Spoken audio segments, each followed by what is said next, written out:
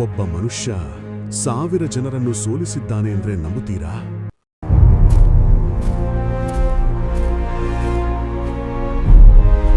ಆ ದಿನಗಳಲ್ಲಿ ಇಸ್ರಾಯೇಲ್ ಒತ್ತಡದಲ್ಲಿತ್ತು. ಆದರೆ ಶತ್ರುಗಳು ಯುದ್ಧಕ್ಕೆ ಬರಲಿಲ್ಲ. ಒಬ್ಬ ಮನುಷ್ಯನಿಗಾಗಿ ಬಂದರು, ಸಂಸೋನ್. ಶತ್ರುಗಳಿಗೆ ಭಯ, ಆದರೆ ತನ್ನ ಜನರಿಗೆ ಅರ್ಥವಾಗದವನು.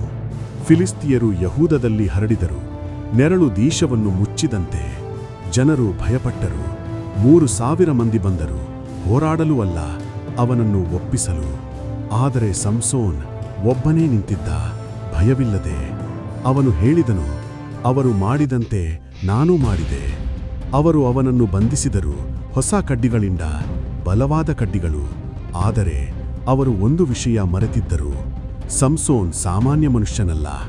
ಲೇಹಿಗೆ ಬಂದಾಗ ಶತ್ರುಗಳು ಕೂಗಿದರು, ನಾವು ಗೆದ್ದಿದ್ದೇವೆ ಎಂದು.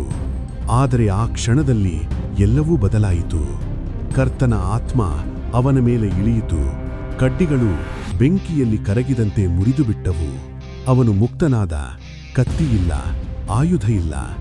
ನೆಲದಲ್ಲಿ ಒಂದೇ ಒಂದು ವಸ್ತು, ಕತ್ತೆಯ ದವಡೆ. ಸಾಮಾನ್ಯ ವಸ್ತು, ಆದರೆ ದೇವರ ಕೈಯಲ್ಲಿ ಅದು ಆಯಿತು ವಿನಾಶದ ಆಯುಧ. ಒಬ್ಬನು ಬಿದ್ದನು, ಮತ್ತೊಬ್ಬನು. ಹೋರಾಟ ಬದಲಾಗಿತು. ಭಯ ಅವರ ಕಡೆಗೆ ಹರಡಿತು. ಇದು ಮನುಷ್ಯನ ಶಕ್ತಿಯಲ್ಲ, ದೇವರ ಶಕ್ತಿ. ಒಬ್ಬ ಮನುಷ್ಯ 1000ರ ವಿರುದ್ಧ. ಆದರೂ ಅವರು ಬೀಳುತ್ತಿದ್ದರು. ಕೊನೆಯಲ್ಲಿ ಒಬ್ಬನೇ ನಿಂತಿದ್ದನು, ಸಂಸೋನ್. ಅವನು ಹೇಳಿದನು, ಈ ದವಡೆಯಿಂದ 1000ರನ್ನು ಹೊಡೆದೆ. ಆದರೆ ಸತ್ಯ ಏನು ಗೊತ್ತಾ? ಶಕ್ತಿ ದವಡೆಯಲ್ಲಿ ಇರಲಿಲ್ಲ, ದೇವರಲ್ಲಿ ಇತ್ತು. ಅವನು ದಾಹಗೊಂಡನು, ದೇವರನ್ನು ಕರೆದನು, ಮತ್ತು ದೇವರು ನೀರನ್ನು ಕೊಟ್ಟನು. ಅವನು ಕುಡಿದನು ಮತ್ತು ಮತ್ತೆ ಎದ್ದನು. ಏಕೆಂದರೆ ಇದು ಮನುಷ್ಯನ ಕಥೆಯಲ್ಲ, ದೇವರ ಶಕ್ತಿಯ ಕಥೆ.